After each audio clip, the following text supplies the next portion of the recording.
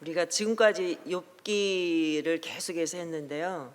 오늘 드디어 이제 38장에서 누가 나타나셨어요? 기다리고 기다리던 저도 너무 기다렸어요. 하나님이 좀 말씀하시면 좋겠는데 맨날 그 욥과 친구들이 그 논쟁하는 것만 계속 나오니까 지루하기도 하고 빨리 하나님이 등장하셔서 이 문제를 좀 정리 좀 하시면 좋겠다. 이렇게 오늘 38장에 이제 드디어 우리 하나님께서 나타나셨습니다. 자, 욥기를 전체적으로 그 내용을 한번 보면 1장과 2장은 하나님과 사탄의 대화가 나오죠. 그리고 욥이 어떻게 해서 그 극심한 고난을 당하게 되었는지 하는 것에 관한 내용이 1장, 2장에서 볼 수가 있습니다. 그리고 3장은 그 고난 때문에 자기가 태어난 것을 탄식하며 하나님 앞에 그렇게 탄식하는 내용이 나오죠. 그리고 4장부터 31장까지는 욥과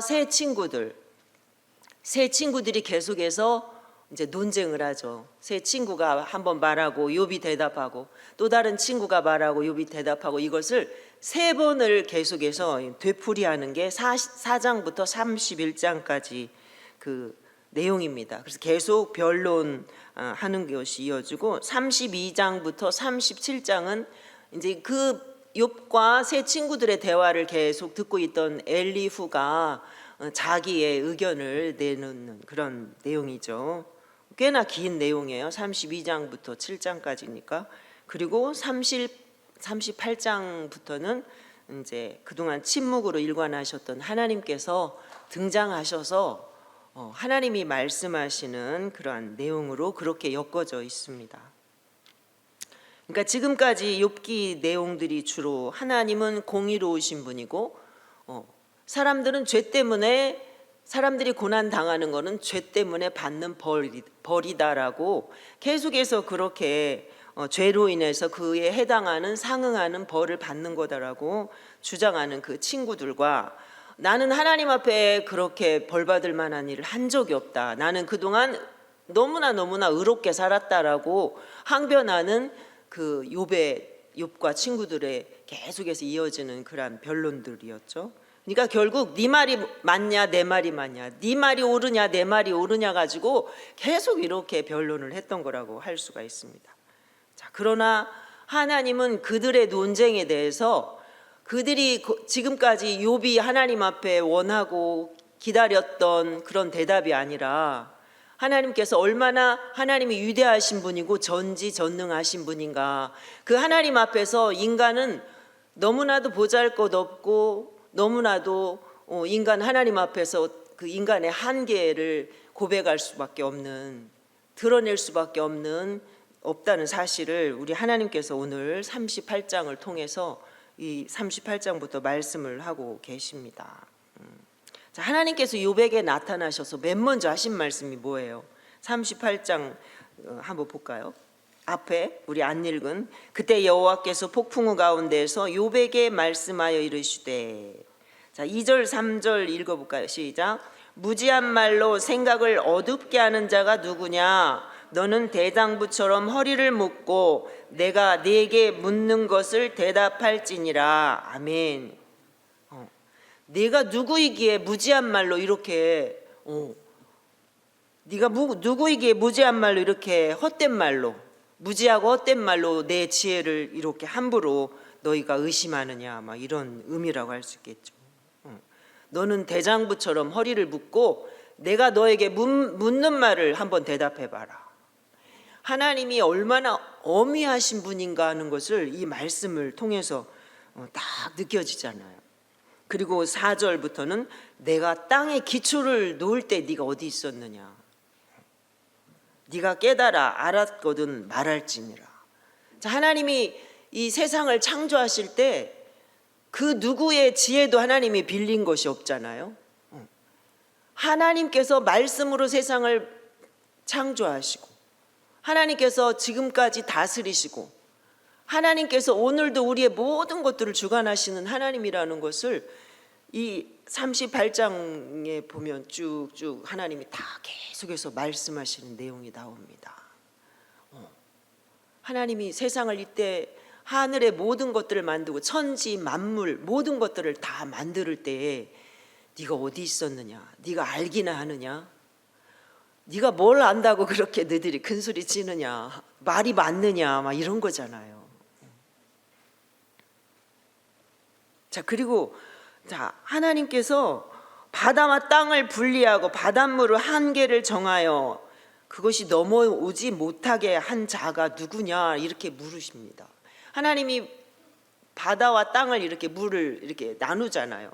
그리고 물은 한 곳에 모이고 이걸 바다라고 하고 땅은 이렇게 또 땅대로 물은 물대로 이렇게 나누시잖아요. 그리고 물이 더 이상 땅으로 넘어가지 못하도록 하나님께서 한계를 딱 정하셨다는 거예요. 열이 너는 절대 넘어가면 안 돼 이렇게. 그 누가 했느냐라는 거죠. 누가 했어요? 하나님께서 하셨잖아요. 네가 할 수 있느냐 이 말이에요. 너희들이 이런 거 할 수 있느냐라고 하나님 물으시는 거죠. 자, 창세기 1장에서는 하나님이 말씀으로 세상을 창조하신 것이 나오죠.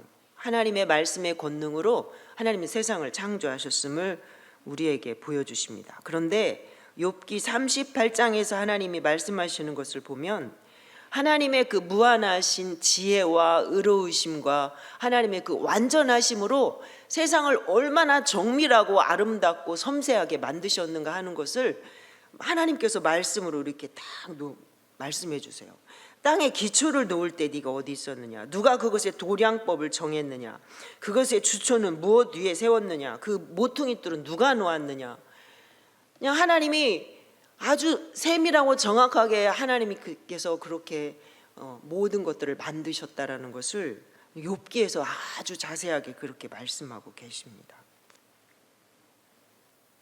자, 그리고 오늘 본문은 제가 여기는 우리가 또 그 셀 모임 할 때 나눌 것이기 때문에 제가 여기를 벗어나서 오늘 본문으로 이거 정한 거예요. 오늘 31절부터 여기는 하나님이 그 천체를 하나님이 천체도 다스리고 계시다는 것을 그렇게 또 말씀하시죠. 네가 31절에 네가 묘성을 메어 묶을 수 있으며 삼성의 띠를 풀 수 있겠느냐 이렇게 말씀하시죠. 네가 여러 개의 별들을 한데 묶을 수 있느냐. 예를 들면 북두칠성, 그런 북두칠성이 별이 자리가 이렇게 있어가지고 별들이 이렇게 하나로 이렇게 묶어져 있잖아요. 네가 그거 묶을 수 있느냐는 거죠. 또 오리온 자리에 묶은 띠를 풀 수 있느냐.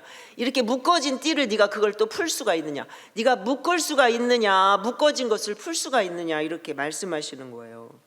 여기 띠라고 나오잖아요. 띠를 풀 수 있느냐. 이 띠는 원래 이렇게 끌어당기는 어떤 힘을 말한다고 그래요. 그래서 별의 이 세계에 있어서 인력의 법칙이라고 한답니다. 이것을. 그래서 모양을 갖추고 있는 이러한 별자리들이 서로 끌고 당기고 하는 이 힘을 깨뜨려 가지고 이것을 다 흐트러 놓을 수 있느냐라는 거죠. 네가 그렇게 할 수 있느냐라는 거예요. 할 수 있어요, 없어요? 할 수가 없죠. 할 수가 없는 거죠. 또 너는 별자리들을 각각 제때에 이끌어낼 수 있으며 북두성을 다른 별들에게로 이끌어갈 수 있겠느냐? 네가 때를 따라서 별자리를 낼 수 있느냐? 또 큰 곰자리나 그 별대들을 네가 인도하여 낼 수 있느냐? 뭐 이런 질문에 욥이 뭐라고 무슨 말로 대답하겠어요? 생각지도 못하는 그런 것들이잖아요. 네가 하늘의 궤도를 아느냐? 33절에서는 하늘로 하여금 그 법칙을 땅에 베풀겠느냐? 하늘의 궤도, 하늘의 법칙을 네가 아느냐라는 거죠. 천체가 어떻게 해서 움직이고 어떻게 운행되는지 아느냐는 거죠. 아침에 해가 떴다가 해가 낮에 이렇게 있다가 저녁이면 졌다가 또다시 해가 떴다가 보름이 되면 정월 우리 보름 달달이 보름이 돌아오잖아요. 그럼 해가 아주 둥그렇게 우리 안에 보이잖아요. 이런 것들이 어떻게 기울어져서 우리 눈에 어떻게 이런 모든 것들을 네가 알 수 있느냐라고 물으시는 것입니다. 자, 이러한 일은 욥이 할 수 없을 뿐만 아니라 들어본 적도 없고 생각해 본 적도 없는 그러한 질문들이잖아요. 너무나 욥이 생각할 때 하나님의 이런 질문은 욥에게는 너무나도 놀라운 그러한 질문들인 거죠. 오로지 천지 만물을 창조하신 하나님만이 하실 수 있는 일이고 하나님만이 다스릴 수 있는 그러한 일이기 때문에 그렇죠. 자, 그러므로 하나님은 어때요? 아주 미약한 인간은 하나님 앞에서 하나님이 그 어떤 말로도 하나님 앞에 우리가 말할 수 없는 거죠. 너무나도 하나님 앞에 우리는 하나님 그 놀라우신 하나님의 전능하심과 하나님의 위대하심과 하나님의 그 지혜 앞에서 우리가 아무것도 내세울 게 없는 거잖아요. 할 말이 없는 거죠. 우리가 그만큼 초라하고 연약한 존재라는 것을 하나님께서 오늘 이렇게 말씀을 통해서 확인시켜 준다라고 할 수가 있겠습니다.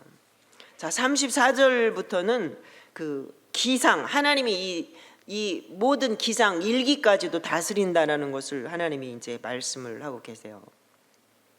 자, 34절 볼까요? 네가 목소리를 구름에까지 높여 넘치는 물이 내게 덮이게 하겠느냐. 네가 큰 목소리로 구름을 명령해서 물이 이렇게 넘칠 수 있도록 한번 할 수 있느냐라고 물으시는 거죠. 사람이 명령한다고 이 자연들이 다 말을 듣나요? 명령에 따르나요? 말도 안 되는 거잖아요.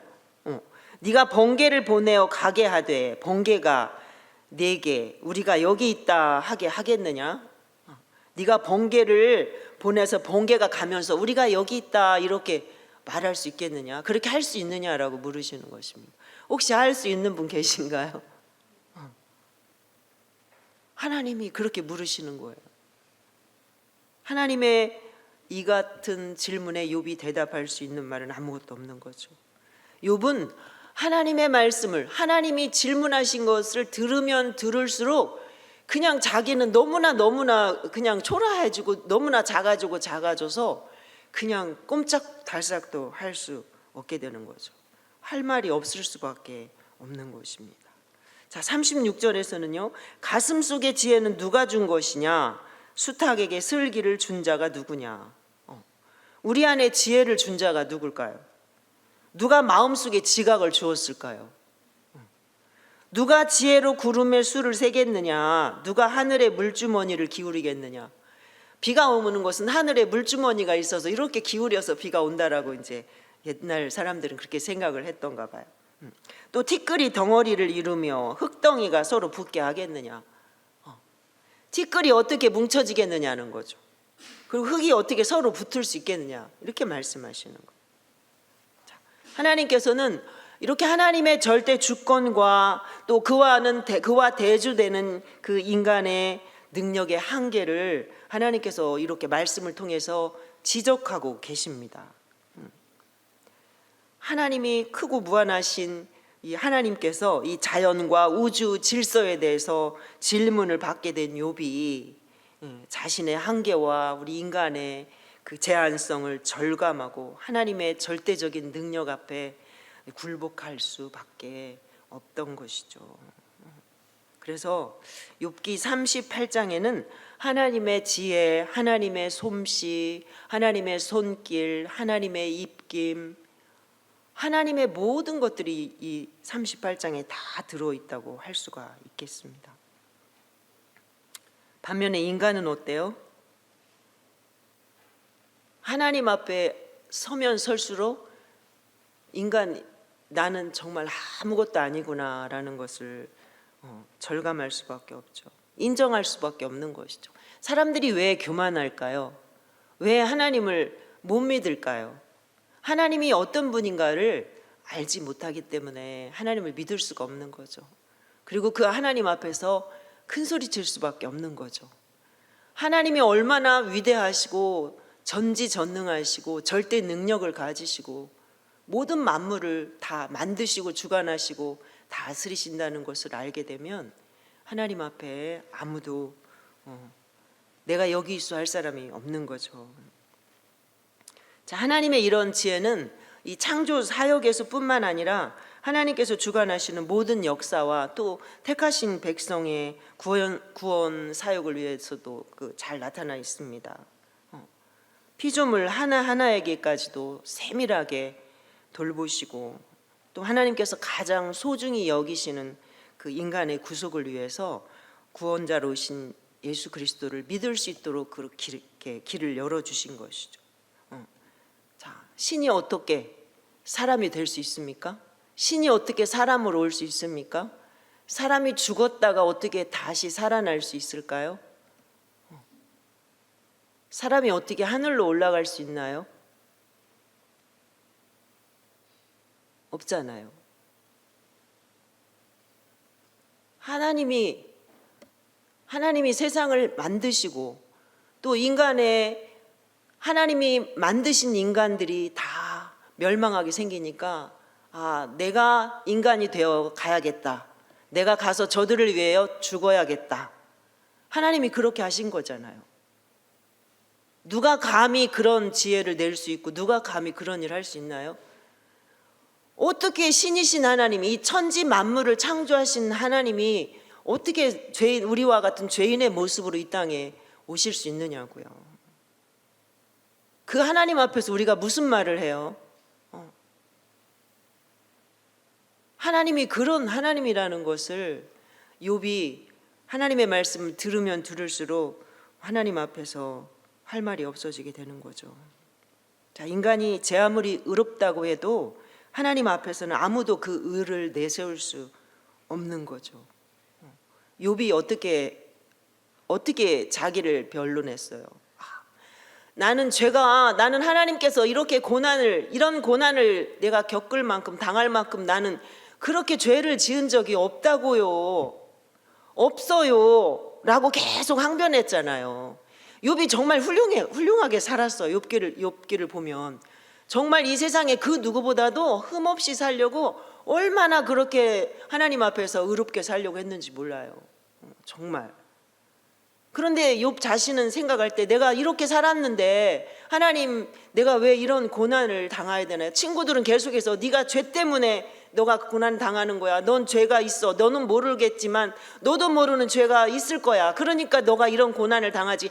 하나님은 너무나도 공정하시고 공의로운 하나님이야. 하나님은 그렇게 아무에게나 벌 주시는 하나님이 아니라고. 이렇게 할 때마다 욥은 너무나 답답했단 말이에요. 그런데 욥이 하나님의 말씀을 이렇게 듣다 보니까 내가 하나님 앞에서 나는 의롭게 살았다라고 이렇게 말했지만 하나님의 그 위대하심, 하나님의 의로우심 앞에 서니까, 자기를 내놓으니까 어땠을까요? 내가 하나님 앞에서 하나님 앞에서 의롭게 산다고 산 것은 너무나도 이게 아무것도 아닌 거구나.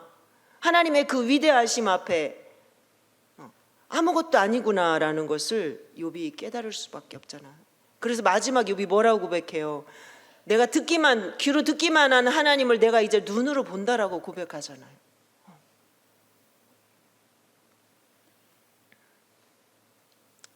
자, 사람들의 관심은 언제나 어디에 있을까요? 나의 현재의 삶이, 나의 현재의 상황이, 나의 형편이 어떤가에 대부분 집중되어 있습니다. 내 삶이 얼마나 안전한지, 내 가족이 얼마나 편안한지, 할 수 있는지, 또 나의 이 문제는 무엇 때문에 생긴 건지, 이 문제가 도대체 언제쯤이면 해결되고 끝날 수 있을 것인지 노심초사하죠. 전전긍긍하죠. 또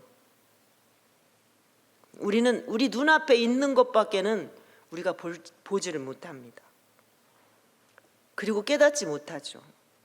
그런데 하나님을 깊이 만나면 하나님의 위엄과 하나님의 그 놀라우신 지혜 앞에서 감히 할 말이 없게 되는 거죠.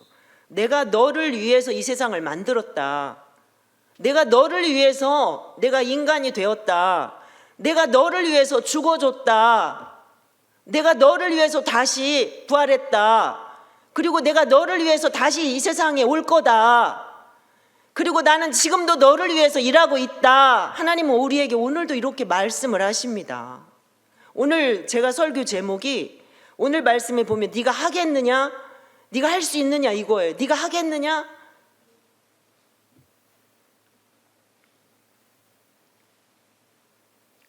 하나님께서 우리에게 네가 네 스스로를 구원할 수 있느냐라고 하나님 물으시죠.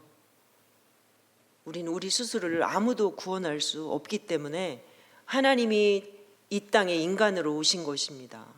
하나님이 모든 영광 다 버리고 이 땅에 오신 분이 예수님이시잖아요.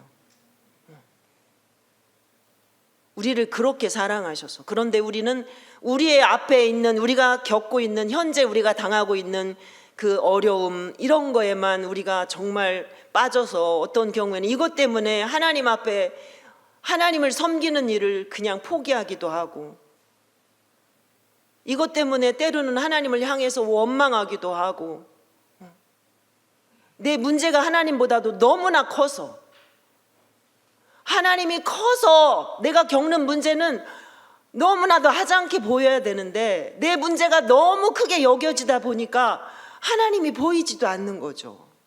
오늘 욥이 하나님을 깊이 만나고 보니까 하나님이 만나 주신 거잖아요. 하나님이 찾아와서 욥을 만나 주시잖아요.